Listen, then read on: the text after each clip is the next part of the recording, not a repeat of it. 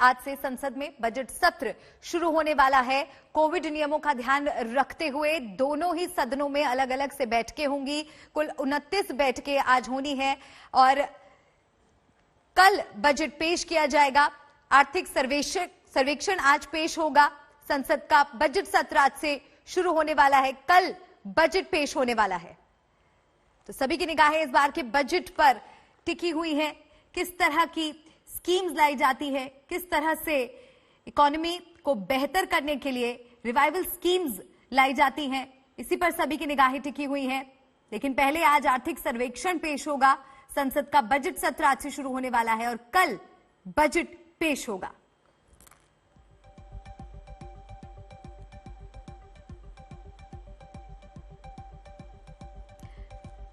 आज संसद का बजट सत्र शुरू होना है। पहले दिन सरकार आर्थिक सर्वेक्षण पेश करेगी, जिसमें इस साल अर्थव्यवस्था का पूरा लेखा जोखा होगा।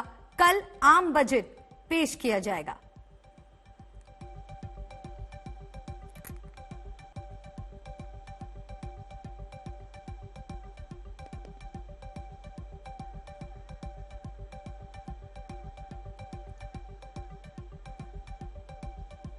और साथ ही आपको बता दें कि आज प्रधानमंत्री नरेंद्र मोदी मीडिया से मुखातिब होंगे। 10:30 बजे सत्र शुरू होने से पहले वो अपनी बात रखेंगे और देखना होगा कि किन महत्वपूर्ण बिंदुओं पर प्रधानमंत्री नरेंद्र मोदी आज अपनी बात रखते हैं।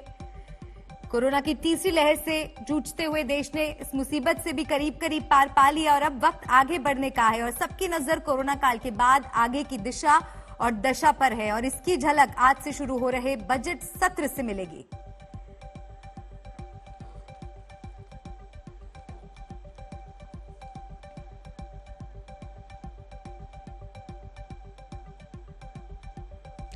सुप्रिया भारद्वाज मेरी सहयोगी मेरे साथ जुड़ गई हैं। सुप्रिया, आज से बजट सत्र की शुरुआत होने वाली है और सबकी निगाहें टिकी हैं कि कल जो आम बजट पेश होने वाला है उसमें क्या क्या खास बातों का ऐलान होने जा रहा है और कुछ ही देर में प्रधानमंत्री नरेंद्र मोदी भी मीडिया से मिलने वाले हैं। जी बिल्कुल मल्लिका, जहां तक बजट सत्र का सवाल है बहुत ही खास रहने वाला है, क्योंकि इसके बैकड्रॉप में जो है वो 5 राज्यों के असेंबली के चुनाव है। इसलिए कहा यह जा रहा है कि कल का जो बजट में अनाउंसमेंट्स होगी वो कहीं ना कहीं ये इलेक्शन गोइंग स्टेट्स को मद्देनजर रखते हुए जो है उसमें कुछ ना कुछ ऐसी घोषणाएं की जाएंगी ताकि जो है वो लोगों तक पहुंचे कि देखिए किस तरह से सरकार ने जो अनाउंसमेंट किया। इसके साथ साथ जो बजट सत्र है उसमें विपक्ष ने भी जो है कहा जाए तो अब दी एंटे, यानी वो लोग उन्होंने भी कमर कस ली है और सरकार को पेगासस, किसानों के मुद्दे पे और उसके साथ साथ जो बेरोजगारी का मुद्दा है उस पे घेरने की पूरी तैयारी कर रखी है। अधीर रंजन चौधरी जो कि कांग्रेस पार्टी के लोकसभा में नेता हैं, उन्होंने तो पहले ही स्पीकर को चिट्ठी लिख दी है कि पेगासस के मुद्दे के ऊपर जो है वो आईटी मिनिस्टर के खिलाफ प्रिविलेज मोशन मूव किया जाए। इसके साथ साथ जितनी अन्य विपक्षी पार्टियां हैं, बेरोजगारी का मुद्दा हो, चाहे किसानों का मुद्दा हो, चाहे लखीमपुर खीरी का मुद्दा हो, इसके साथ साथ चाइना के साथ जो बॉर्डर डिस्प्यूट चल रहा है वो हो और जो एयर इंडिया की सेल हुई है उसके मुद्दे पर सरकार को घेरने की पूरी तैयारी कर रही है। तो ये जो बजट सत्र है वो काफी स्ट्रॉन्ग रहने वाला है। बिल्कुल सुप्रिया, और साथ ही अर्थव्यवस्था के बाउंस बैक प्लान की क्या तैयारी है, इसको लेकर क्या खाका तैयार किया जा रहा है, उस पर भी आज सबकी निगाहें होंगी। हिमांशु मिश्रा भी मेरे साथ जुड़ गए हैं। हिमांशु, सबसे ज्यादा महत्वपूर्ण तो आज पेश होने वाला इकोनॉमिक सर्वे भी है, जिससे मोटा मोटा ये अंदाजा लग जाएगा कि वापस पटरी पर अर्थव्यवस्था को लाने के लिए सरकार का प्लान क्या है। बिल्कुल, इकोनॉमिक सर्वे से ये साफ हो जाएगा कि जो कोरोना संकट के दौरान जो है अर्थव्यवस्था की रफ्तार धीमी पड़ गई थी, उस रफ्तार को कैसे तेज किया जाएगा और पूरी तरीके से जो है अर्थव्यवस्था जो है फिर से एक बार जो है पटरी पर दौड़ने लगेगी, उसको लेकर इकोनॉमिक सर्वे है। और किस तरीके से भारत की जीडीपी बढ़ रही है और कैसे रोजगारों को बढ़ाया जाएगा, ये सारी चीजें जो है इकोनॉमिक सर्वे के अंदर आएंगी। लेकिन बड़ी बात यह है कि आज जो बजट सत्र की शुरुआत है वो राष्ट्रपति के भाषण से शुरुआत होगी और दोनों सदनों के अंदर ये ज्वाइंट भाषण होता है और इसके बाद जो है कल जो है बजट पेश किया जाएगा और बजट के पेश करने के बाद जो है राष्ट्रपति के अभिभाषण पर चर्चा होती है दोनों सदनों के अंदर पहले बजट सत्र के जो पहला सेशन है उसके अंदर। लेकिन विपक्ष ने पिछली बार भी राष्ट्रपति के अभिभाषण पर जो है वो विरोध किया था और विपक्ष राष्ट्रपति के अभिभाषण को सुनने नहीं गया था, ये हमने भी देखा था। लेकिन इस बार क्या माहौल बदलेगा? विपक्षी दल राष्ट्रपति के भाषण को सुनने के लिए तैयार है या नहीं है, ये जरूर जानने की बात है। लेकिन जिस तरीके से सुप्रिया बता रही थी कि विपक्ष लगातार जो है ये चाहता है कि पेगासस का मुद्दा हो, कृषि कानून हो, लखीमपुर खीरी हो, महंगाई हो या बेरोजगारी, और चाइना के साथ जिस तरीके से बॉर्डर डिस्प्यूट है उनको लेकर विपक्ष सरकार को घेरने की तैयारी में है। क्या सरकार इन सब मुद्दों पर चर्चा के लिए तैयार है? ये बिजनेस एडवाइजरी कमेटी की मीटिंग के अंदर आज लोकसभा में तय हो जाएगा और राज्यसभा के अंदर भी।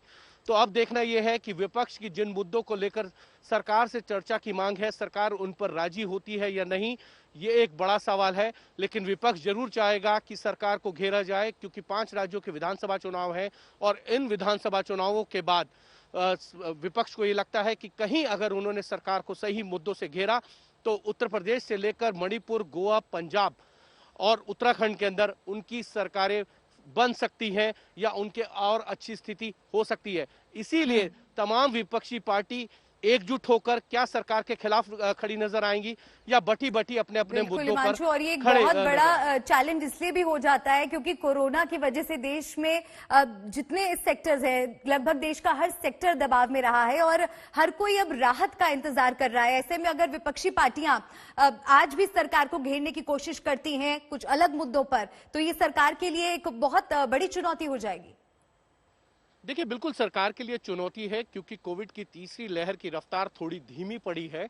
अगर हम पिछले कुछ दिनों के आंकड़े देखें, और इसीलिए विपक्ष कोविड के साथ साथ महामारी को लेकर सरकार को पहले से ही घेरता रहा है और अब नया इशू पेगासस को लेकर एक बार फिर से विपक्ष चाहेगा कि सरकार को घेरा जाए। किस तरीके से जो है पेगासस को लेकर सरकार के और विपक्षी दलों के नेताओं के नाम सामने आए थे कि उनकी किस तरीके से जासूसी कराई जा रही है, उनके फोन को कैसे टेप किया जा रहा है या उनका डेटा को लिया जा रहा है। तो वो सारी चीजें देखने के बाद विपक्ष की ये तमाम कोशिशें हैं कि सरकार को कटघरे में खड़ा किया जाए और उसका फायदा जो है आने वाले जो विधानसभा के चुनाव है उनके अंदर उठाया जाए, क्योंकि विपक्ष ये बात अच्छी तरीके से जानता है कि सरकार को कहीं घेरने का अगर कोई मौका है तो वो ये है। और विपक्ष इस वक्त क्योंकि कोविड की जिस तरीके की गाइडलाइन है पूरे देश के अंदर, वो सड़क पर तो प्रदर्शन नहीं कर पा रहा और इसीलिए वो संसद का भरपूर उपयोग करना चाहता है अपने मुद्दों को जनता तक पहुंचाने के लिए कि देखिए हम हर मुद्दे पे जो है सरकार को घेरने की कोशिश कर रहे हैं, सरकार से जवाब चाहते हैं। लेकिन देखना यह है कि किसान जो कृषि कानून थे जिनको पिछले सत्र के अंदर सरकार ने वापस लिया था, जब सरकार ने ये कहा था कि जो चीज वापस ले ली गई है उस पर चर्चा किस लिए की जा सकती है। अगर कोई कानून लाया गया था तब उस पर चर्चा की गई थी, वापसी पे किसी तरीके की चर्चा नहीं होनी चाहिए। पेगासस के इशू पे IT मिनिस्टर अश्विनी वैष्णव पहले ही जब ये मुद्दा आया था उस पर स्टेटमेंट दे चुके थे, लेकिन विपक्ष चाहता था कि इस मुद्दे के ऊपर जो है वो प्रधानमंत्री या देश के गृह मंत्री जवाब दें, लेकिन तब ऐसी स्थिति नहीं बन पाई थी। अब एक नई चीज जो है पेगासस में जुड़कर आई है। विपक्ष जरूर चाहेगा कि इस पर प्रधानमंत्री जवाब दे, प्रधानमंत्री जवाब दे, इस तरह का दबाव विपक्ष जरूर बनाएगा। लेकिन सभी की निगाहें इस पर टिकी हुई हैं कि निर्मला सीतारमण के पिटारे से कल क्या कुछ निकलने वाला है और इस बार की कार्रवाई भी पहले जिस तरह से कार्रवाई होती थी वो अलग है। और मल्लिकार्जुन खड़गे कुछ बोल रहे हैं, आपको जो नए मुद्दे आएंगे या पहले से है, जैसा कि इन्फ्लेशन का है, अनएम्प्लॉयमेंट का है और फार्मर्स इशू का वैसा ही है, और जो आवश्यक वस्तुओं की कीमतें बढ़ रहे हैं, ये सारी चीजें, और गवर्नमेंट में इतने वैकेंसीज है फिलअप नहीं किए, और महिलाओं पर जो अत्याचार हो रहे हैं और दलितों पे भी अत्याचार हो रहे, इन चीजों को हम समय समय के अनुसार उठाते रहेंगे। सर, पेगासस को लेकर कांग्रेस पार्टी खासकर कह रही है कि संसद को मिसलीड मोदी सरकार ने की है। जो न्यूयॉर्क टाइम्स की रिपोर्ट है, सुप्रीम कोर्ट ने भी उस पर टिप्पणी की है। नहीं, हमने ये पहले से कहते आए और सदन इसीलिए तो मानसून सेशन लास्ट टाइम हमारा नहीं चल सका। उस वक्त कई लोगों ने हमारे ऊपर टिप्पणी की कि ये ऐसा अपोजिशन पार्टी वाले संसद नहीं चलाने दे रहे हैं और ये रूलिंग पार्टी का ही था। लेकिन सच्चाई तो ये बाहर निकली है कि न्यूयॉर्क टाइम्स ने भी ये बोला है कि जो पेगासस NSU के तरह इन्होंने परचेस करके उसका उपयोग किया पॉलिटिशियंस के ऊपर, जुडिशरी के ऊपर, आर्मी के ऊपर, पत्रकारों के ऊपर, वो खुलासा हो गया। तो ये इश्यू भी हम उठाएंगे और इसको किस ढंग से ले जाना, इसके लिए एक सहमति भी बनना चाहिए अपोजिशन पार्टी में। सहयोगी दल है आपका, उनके साथ आप पेगासस के मुद्दे पर सरकार को घेरेंगे या कांग्रेस अकेले घेरेगी? देखिए, मैं वही कह रहा हूँ, आप नहीं सुने शायद। देखिए, हम तो ये कह रहे हैं कि दूसरों पार्टी के नेताओं से भी पूछेंगे और इसको किस ढंग से हम उठाना है। और ये अकेले उठाए बात और है, हर पार्टी उठाना चाहती है, लेकिन सब मिलके कब उठाना, किस वक्त इसको लेके जाना, इसके लिए हम सभी से पूछताछ करेंगे। और पेगासस एक बहुत बड़ा मुद्दा है जो हमारे डेमोक्रेटिक ढांचे को कमजोर कर रहा है, हमारे फ्रीडम ऑफ स्पीच को कमजोर कर रहा है, हमारे आज़ादी छीन ले रहा है और लोगों। तो आज से शुरू हो रहे बजट सत्र के पहले फेज में दोनों सदनों की संयुक्त बैठक होगी और संयुक्त बैठक में राष्ट्रपति रामनाथ कोविंद का अभिभाषण भी होगा। लेकिन जैसा कि आप मल्लिकार्जुन खड़गे को भी सुन रहे थे, विपक्ष सरकार को कई और मुद्दों पर घेरने की आज कोशिश करेगा। आगे बढ़ते हैं और अब बात उत्तर प्रदेश के चुनाव की। यूपी के चुनाव प्रचार में इन दिनों ध्रुवीकरण की आग लगी हुई है, जिसका केंद्र बिंदु बना हुआ है पश्चिमी उत्तर प्रदेश, जहां पहले चरण में वोटिंग होनी है। चुनाव प्रचार में बीजेपी लगातार मुजफ्फरनगर दंगों का जिक्र कर रही है और समाजवादी पार्टी पर हमले बोल रही है। कल तो सीएम योगी ने बिना नाम लिए जयंत चौधरी को भी निशाने पर ले लिया। आज जो फिर से दो लड़कों की जोड़ी जो आ रही है ना, ये दंगा कराने की साजिश के लिए आई है। ये इत्र वाले मित्र की मित्रता को और प्रगाढ़ करने के लिए आए हैं। ये विकास से इनका कोई लेना देना नहीं, लोक कल्याण से इनका कोई मतलब नहीं, गरीब कल्याण से इनका कोई लेना देना नहीं। इनके लिए तो इनके परिवार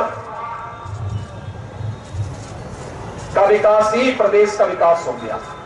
एक गर्मी जो अभी किराना में और मुजफ्फरनगर में कुछ जगह दिखाई दे रही ना, ये सब शांत हो जाएगी इसके बाद। क्योंकि गर्मी कैसे शांत होगी, ये तो मैं मई और जून में भी इसको बहुत शिमला बना देता हूं।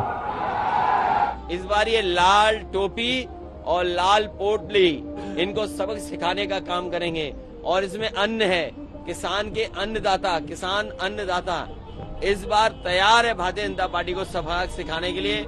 अन्नदाता के लिए हम अन्न संकल्प दिला रहे हैं और अन्न संकल्प लेने वाले से कह रहे हैं कि भारतीय जनता पार्टी को हटाओ, भारतीय जनता पार्टी को उत्तर प्रदेश से भगाओ। समाज में शांति और सौहार्द हो, उनका सहयोग नहीं मिलता, लेकिन विपक्ष, कांग्रेस हो, सपा हो, बसपा हो, ये तीनों एकजुट हैं। कब? ये तीनों एकजुट होकर के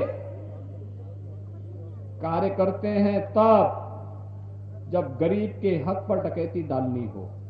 किसान जागरूक हो चुका है, किसान इनको सबक सिखाएगा। और वेस्टर्न यूपी में इस बार चौधरी चरण सिंह जी की विरासत का चुनाव है, यहाँ भाईचारे का चुनाव है और भाईचारे के साथ साथ ये एकता का चुनाव है।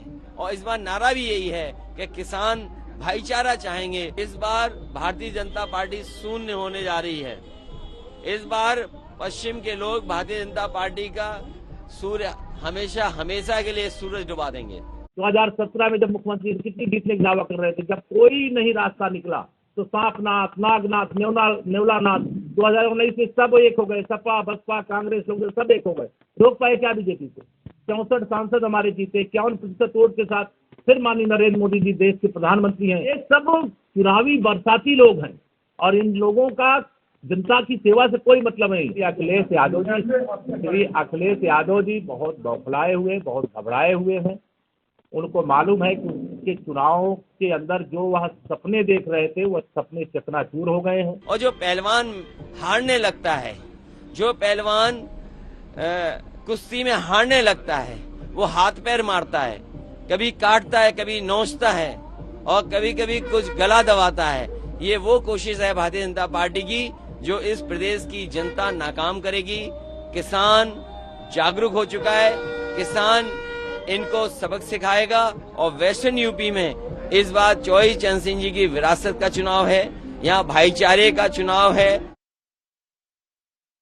तो चुनावी मौसम में जुबानी हमले अपने चरम पर हैं। आगे बढ़ते हैं अगली खबर। यूपी से पंजाब तक आज हाई प्रोफाइल नामांकनों का दिन है। समाजवादी पार्टी के अध्यक्ष अखिलेश यादव करहल सीट से नामांकन करेंगे। खबर है कि अखिलेश दोपहर 12 बजे नामांकन दाखिल करेंगे। पंजाब के सीएम चन्नी भी आज नामांकन दाखिल करेंगे। चन्नी 2 सीटों से लड़ रहे हैं। साथ ही कैप्टन अमरिंदर सिंह भी आज पटियाला से अपना नामांकन भरने वाले हैं। तो हाई प्रोफाइल नामांकन का आज दिन, अलग अलग तस्वीरें आपको दिखा रहे हैं। चरणजीत सिंह चन्नी आज नामांकन भरेंगे। करहल से अखिलेश यादव, लांबी से प्रकाश सिंह बादल आज पर्चा भरेंगे।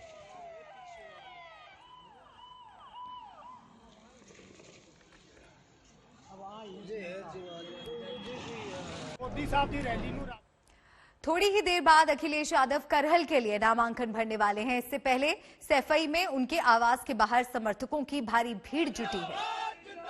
जिसका जलवा कायम है उसका नाम मुलायम है, जिसका जलवा कायम है उसका नाम मुलायम है। समाजवादी हमारा जिंदाबाद जिंदाबाद जिंदाबाद, भैया से पाल चच्चे जिंदाबाद जिंदाबाद, जिसका जलवा कायम है उसका नाम मुलायम है, जिसका जलवा कायम है उसका नाम मुलायम है। समाजवाद जिंदाबाद जिंदाबाद जिंदाबाद, भैया से पाल चच्चे जिंदाबाद जिंदाबाद, जिसका जलवा कायम है उसका नाम मुलायम है, जिसका जलवा कायम है उसका नाम मुलायम है। समाजवादी हमारा जिंदाबाद जिंदाबाद जिंदाबाद, भैया से पाल चच्चे। मेरी सहयोगी सैफई से शिल्पी मेरे साथ जुड़ रही हैं। शिल्पी का रुख करते हैं। शिल्पी, आज अखिलेश यादव करहल विधानसभा सीट से अपना पर्चा दाखिल करेंगे और जो तस्वीरें हम दर्शकों को दिखा रहे हैं, कार्यकर्ताओं के बीच काफी उत्साह है, लेकिन साथ ही किस तरह से नियमों का पालन किया जाए इसको लेकर भी ख्याल रखना होगा।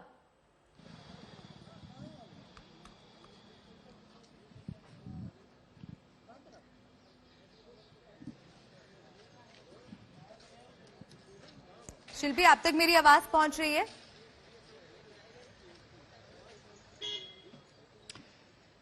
देखिए, अभी हम जहां मौजूद है ये अखिलेश यादव की घर है, ये सैफई में है। आइए दिखाते हैं कैसे उनके जो सपोर्टर्स है वो यहाँ पे अभी मौजूद है। भारी मात्रा में लोग ऑलरेडी इनके घर के बाहर आ चुके हैं। आप घर के अंदर का अगर नजारा हम दिखा सके, लेकिन गेट बंद है। उनका रथ जो है वो अंदर लग चुका है। उस रथ में बैठकर अखिलेश यादव जी आज करहल की नामांकन के लिए मैनपुरी डिस्ट्रिक्ट कलेक्ट्रेट जाएंगे। करीबन 11 बजे वो इस रथ में बैठ के यहाँ से निकलेंगे और उनके जो सपोर्टर्स है वो ऑलरेडी यहाँ पे भारी मात्रा में मौजूद है। रास्ते में भी कई कई जगहों पे उनके सपोर्टर्स दिखे, लेकिन अभी हमने ये भी देखा कि शिवपाल सिंह यादव आए, उनसे मुलाकात किए उनके नामांकन के पहले, और करीबन 11 बजे का ये टाइम है जब वो सैफई से निकलेंगे, मैनपुरी डिस्ट्रिक्ट कलेक्ट्रेट जाएंगे आज नामांकन भरने के लिए।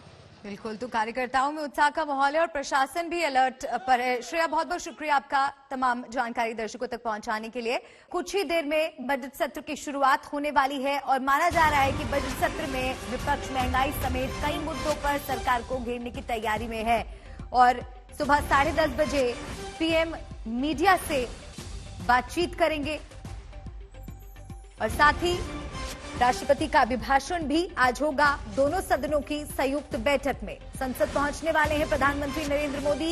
ये बड़ी खबर, बजट सत्र पर पीएम मोदी मीडिया से बात करने वाले हैं। अब से कुछ ही देर में सुबह 10:30 बजे का वक्त तय, जब पीएम मीडिया से मिलेंगे, मीडिया के सवालों का जवाब देंगे और साथ ही इस बार के बजट से आम जनता को जो उम्मीदें हैं उस पर भी पीएम मोदी अपनी बात रखेंगे। थोड़ी ही देर बाद संसद के बजट सत्र का आगाज।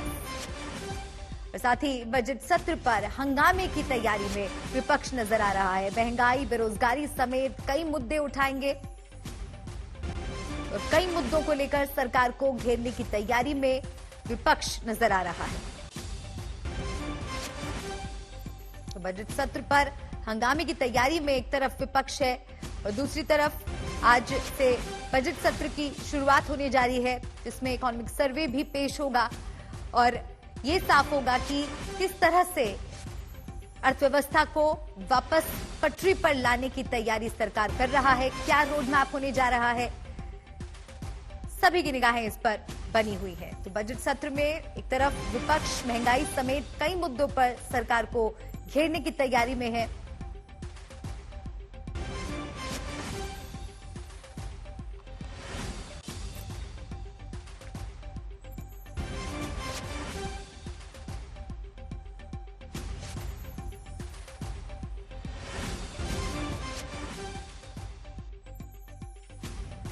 प्रोसेस एक बहुत बड़ा मुद्दा है जो हमारे डेमोक्रेटिक ढांचे को कमजोर कर रहा है, हमारे फ्रीडम ऑफ स्पीच को कमजोर कर रहा है, हमारे आज़ादी छीन ले रहा है और लोगों के जितने भी है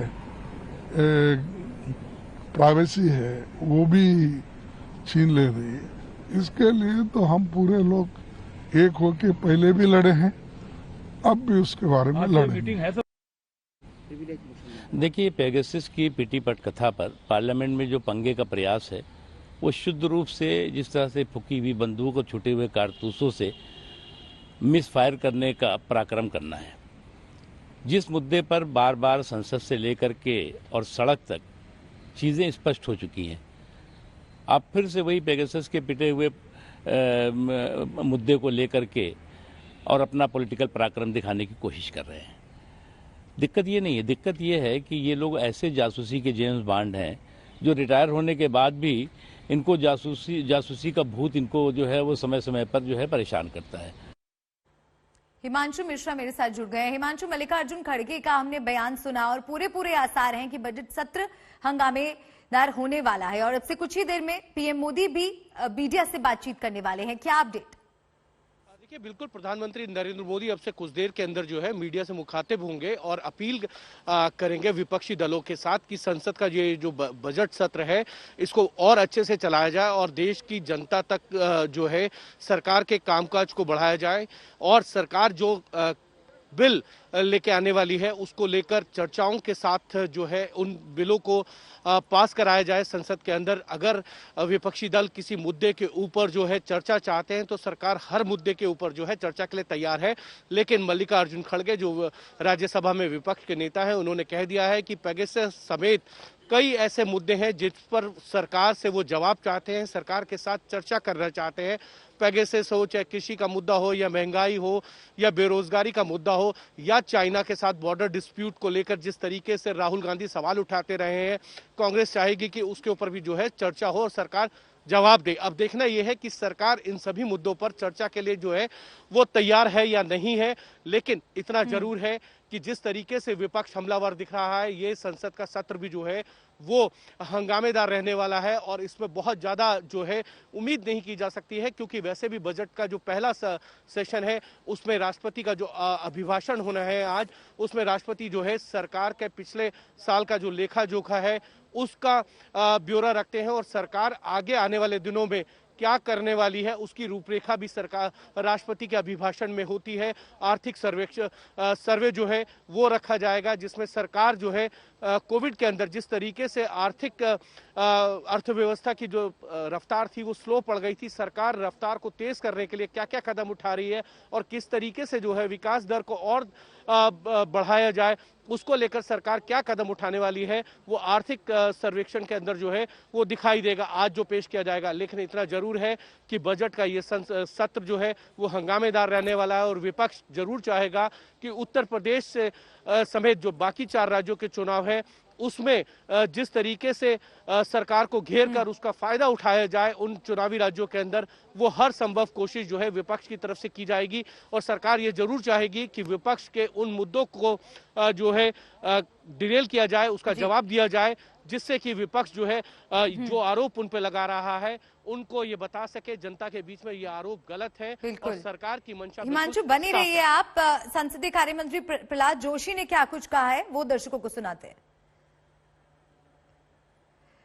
और उसके पहले आपको ये तस्वीरें दिखा दें, ये सीधी तस्वीरें मिल रही हैं, पीएम मोदी पहुंच चुके हैं। हिमांशु तस्वीरें आ रही हैं, पीएम मोदी पहुंच गए हैं। देखिए बिल्कुल पीएम मोदी जो है वो पहुंच गए हैं और अब वो अपने सहयोगी मंत्रियों के साथ जो है वो संसद के अंदर जो है मीडिया से मुखातिब होंगे और अपनी बात को रखेंगे कि संसद के सत्र की शुरुआत के अंदर प्रधानमंत्री नरेंद्र मोदी जो है वो मीडिया को में आकर जो है बयान देते हैं कि संसद के सत्र को चलाने के लिए सरकार पूरी तरीके से प्रतिबद्ध है, जो विपक्ष के जो मुद्दे हैं उन पर चर्चा के लिए तैयार है और सरकार जिन बिलों को लेकर आ रही है वो जनता से जुड़े हुए हैं, इसीलिए संसद के दोनों सदनों के अंदर जो है चर्चा कराई जाए और इन बिलों को पास करके कानूनी रूप का दिया जाए। और बजट सत्र के दौरान क्योंकि बजट पेश होने के बाद उस पर भी चर्चा होती है तो विपक्ष खुलकर जो है चर्चा करे, लेकिन विपक्ष चर्चा करे, अपने सवालों को उठाए, लेकिन हंगामा ना करे जिससे संसद के अंदर किसी तरीके की बाधा आए। ये प्रधानमंत्री नरेंद्र मोदी की तरफ से जो है वो हमेशा अपील की जाती है और इसी तरीके की अपील जो है इस बार भी की जाएगी। लेकिन बिल्कुल हिमांशु, और जैसे हमने देखा कि पिछला सत्र भी हंगामे की भेंट चढ़ा, जबरदस्त हंगामा हुआ, तमाम मुद्दों पर सरकार को घेरने की कोशिश हुई, लेकिन बजट सत्र सुचारू रूप से चले, हर कोई यही उम्मीद कर रहा है। पीएम मोदी अब मीडिया से बातचीत करने वाले।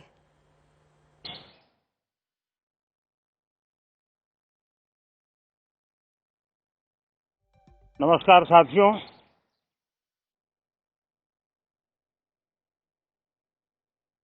आज बजट सत्र का प्रारंभ हो रहा है। मैं आप सभी का और देश भर के सभी आदरणीय सांसदों का इस बजट सत्र में स्वागत करता हूं।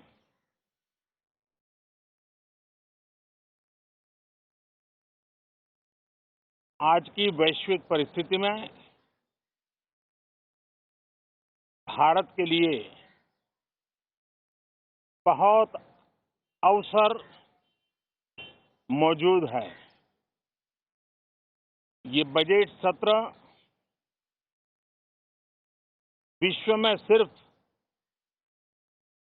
भारत की आर्थिक प्रगति,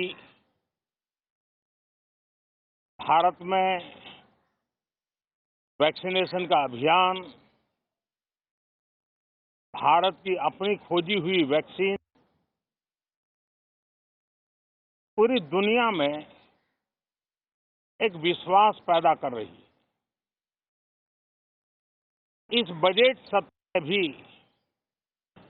हम सांसदों की बातचीतें, हम सांसदों के चर्चा के मुद्दे, खुले मन से की गई चर्चा वैश्विक प्रभाव का एक महत्वपूर्ण अवसर बन सकती है। मैं आशा करता हूं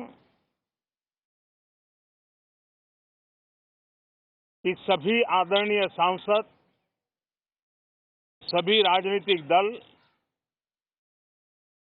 खुले मन से उत्तम चर्चा करके देश को प्रगति के रास्ते पर ले जाने में, उसमें गति लाने में अवश्य मददरूप होंगे। ये बात सही है कि बार बार चुनाव के कारण सत्र भी प्रभावित होते हैं, चर्चाएं भी प्रभावित होती हैं, लेकिन मैं सभी आदरणीय सांसदों से प्रार्थना करूंगा कि चुनाव अपनी जगह पे हैं, वो चलते रहेंगे, लेकिन हम सदन में ये बजट सत्र एक प्रकार से पूरे वर्ष भर का खाका खींचता है और इसलिए बहुत महत्वपूर्ण होता है। हम पूरी प्रतिबद्धता के साथ इस बजट सत्र को जितना ज्यादा फलदायी बनाएंगे, आने वाला पूरा वर्ष हमें नई आर्थिक ऊंचाइयों पर ले जाने के लिए भी एक बहुत बड़ा अवसर बनेगा। मुक्त चर्चा हो, मननीय चर्चा हो, मानवीय संवेदनाओं से भरी हुई चर्चा हो, अच्छे मकसद से चर्चा हो, इसी अपेक्षा के साथ आप सबका बहुत बहुत धन्यवाद। आप सुन रहे थे प्रधानमंत्री नरेंद्र मोदी को, जो कि इस बात पर जोर दे रहे थे कि चुनाव अपनी जगह है, लेकिन बजट सत्र इससे प्रभावित नहीं होना चाहिए। बार बार चुनाव से संसद के सत्र प्रभावित होते हैं। अच्छे मकसद से चर्चा होनी चाहिए, हर अहम मुद्दे पर बात होनी चाहिए। चुनाव अपनी जगह है, चलते रहेंगे। राष्ट्रपति भवन से राष्ट्रपति रामनाथ कोविंद के निकलने की तस्वीरें आपको दिखा रहे हैं। ये सीधी तस्वीरें ग्रुप कैप्टन अभय फनसालकर, दोनों सदनों की संयुक्त बैठक होने वाली है और उस संयुक्त बैठक के अंगरक्षक महोदय देते हुए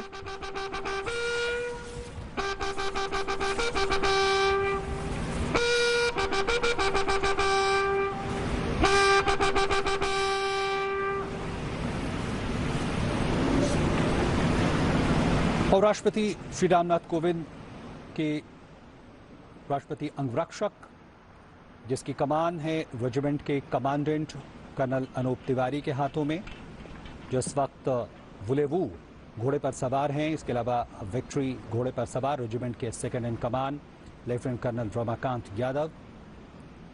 और बेहद भव्य ये तस्वीरें राष्ट्रपति भवन के फोरकोर्ट की, और यहाँ से अब राष्ट्रपति महोदय, उनका काफिला संसद भवन की ओर रवाना होगा, रायसीना हिल से होते हुए, इसके अलावा विजय चौक से होते हुए संसद भवन की ओर रवाना होंगे।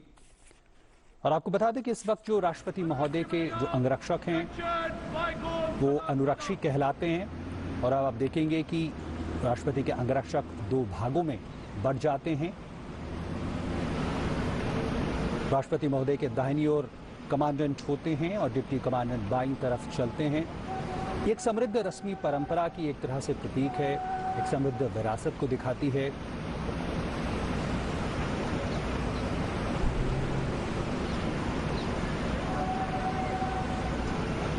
और राष्ट्रपति महोदय का ये काफिला संसद भवन की ओर बढ़ता हुआ, मनमोहक दृश्य राष्ट्रपति भवन का, रायसीना हिल जो अब एक तरह से रायसीना हिल और उसके आगे का पूरा साउथ ब्लॉक और नॉर्थ ब्लॉक का हिस्सा, और उसके आगे अब नवीनतम सेंट्रल विस्टा अब बनने जा रहा है। क्या आप देख सकते हैं राष्ट्रपति के अंगरक्षक, ये अपने आप में एक अनोखी रेजिमेंट पूरी दुनिया में, और राष्ट्रपति के अंगरक्षक न केवल भारत बल्कि पूरे विश्व में सभी रेजिमेंटों में एक अद्भुत और विशिष्ट स्थान रखते हैं। और आपको बता दें एक बार फिर से, रेजिमेंट की कमान है कर्नल अनूप तिवारी के हाथों में, जो वुलेवू घोड़े पर सवार, इसके अलावा second in command lieutenant colonel Ramakant Yadav के हाथों में। और आपको बताएं कि राष्ट्रपति की अंगरक्षक टुकड़ी के सभी वरिष्ठ जवान अनिवार्य रूप से कम 6 फुट लंबे होते हैं। ये अंगरक्षक अपने हाथों में करीब 9 फुट लंबे भाले लिए होते हैं। इन जवानों की कदकाठी से मेल खाते हुए लगभग 5.5 हाथ ऊंचे घोड़े होते हैं। अब ये तस्वीरें आप जो देख रहे हैं, एक जो लंबी मीनार है, इसे जयपुर कॉलम कहा जाता है, जयपुर स्तंभ। इसका भी अपना एक इतिहास है। जब ये वॉइसरॉय हाउस था या अब जो राष्ट्रपति भवन है, तब आज़ादी के पहले जयपुर के महाराज मेजर जनरल सवाई माधो सिंह ने इसे उपहार स्वरूप भेंट किया था। और ये जो जयपुर कॉलम आप देख रहे हैं, बेहद खूबसूरत, और ये रायसीना हिल का पूरा दृश्य, मनमोहक दृश्य, राष्ट्रपति का पूरा काफिला अंगरक्षकों के साथ आगे बढ़ता हुआ। और ये बेहद खास मौका है कि जब साल की शुरुआत में बजट सत्र की शुरुआत होती है तो राष्ट्रपति महोदय अभिभाषण करते हैं और भारत के राष्ट्रपति जिनमें हमारी सभी कार्यकारी शक्तियां निहित हैं, जो सैन्य बलों के सर्वोच्च सेनापति होते हैं और संसद के तीनों अंगों में सबसे महत्वपूर्ण संस्था के तौर पे भी राष्ट्रपति महोदय होते हैं और संयुक्त बैठक को आज संबोधित करेंगे। एक बहुत ही मनमोहक दृश्य और आपको बताएं कि ये इसलिए परंपरा के अनुसार राष्ट्रपति के अभिभाषण से इसकी शुरुआत होती है। हिमांशु लगातार बने हुए हैं। हिमांशु, पीएम मोदी ने मीडिया से बातचीत की और उन्होंने ये अपील की है कि किसी भी तरह के मुद्दे अगर हंगामे की वजह बनते हैं, उन मुद्दों को इस सत्र में आड़े आने नहीं देना चाहिए और एक अच्छे माहौल में इस सत्र की शुरुआत होनी चाहिए, क्योंकि बहुत महत्वपूर्ण बजट सत्र होता है। देखिए, बिल्कुल प्रधानमंत्री नरेंद्र मोदी ने सभी सांसदों से ये अपील की है कि जो मुद्दे हैं उन पर चर्चा कीजिए और संसद को एक अच्छे सौहार्दपूर्ण माहौल के अंदर जो है वो दिखनी चाहिए। एक संदेश जाना चाहिए कि संसद जो है गंभीरता से काम करता है और इसीलिए प्रधानमंत्री नरेंद्र मोदी ने ये अपील भी की है। उन्होंने ये भी कहा कि चुनावी मौसम है और चुनाव जो है कई बार जो है संसद के सत्र के अंदर जो है कई तरीके की जो है रुकावटें पैदा करते हैं, लेकिन सभी संसद के सांसदों को संसद के अंदर मौजूद रहना चाहिए। चुनाव आते जाते रहते हैं, संसद में उनकी भागीदारी होनी चाहिए। संसद के अंदर जो भी कार्रवाई चल रही है उसके अंदर वो जो है हिस्सा लें, खुलकर हिस्सा लें। अगर कोई बात है, कोई सवाल है, वो जरूर उठाएं, लेकिन संसद के अंदर सभी सांसदों को जो है हंगामे से बचकर रहना चाहिए। और अब से कुछ देर में जो है राष्ट्रपति रामनाथ कोविंद जो है वो संसद के अंदर पहुंचेंगे और संसद के संयुक्त सत्र को जो है संबोधित करेंगे। मैं आपको बता दूं कि इससे उस संसद के सत्र के अंदर राष्ट्रपति के अभिभाषण के दौरान जो है राष्ट्रपति जो है अपनी सरकार का जो कामकाज है पिछले साल का, उसका लेखा जोखा प्रस्तुत करते हैं और आने वाले साल में सरकार क्या क्या कदम उठाएगी उसका ब्यौरा और एक रूपरेखा देते हैं कि सरकार आने वाले दिनों में क्या क्या काम करने वाली है। उससे एक तरीके से कहा जा सकता है कि सरकार अपनी रिपोर्ट कार्ड पेश करती है और दूसरी तरफ सरकार आगे आने वाले दिनों में क्या काम करेगी और बजट कैसा रहने वाला है, ये राष्ट्रपति के अभिभाषण से साफ हो जाता है। और संसद के बजट सत्र के दौरान जो है पहले सेशन के अंदर जो है राष्ट्रपति के अभिभाषण पर जो है वो धन्यवाद प्रस्ताव होता है, जिस पर संसद के दोनों सत्रों के अंदर चर्चा होती है। लेकिन बड़ी बात यह है कि पिछले बार जब राष्ट्रपति का अभिभाषण हुआ था बजट सत्र के दौरान, तो पीएम मोदी ने आज ये कहा है कि इस बार का बजट सत्र फलदायी होना चाहिए और हंगामे की भेंट नहीं चढ़ना चाहिए।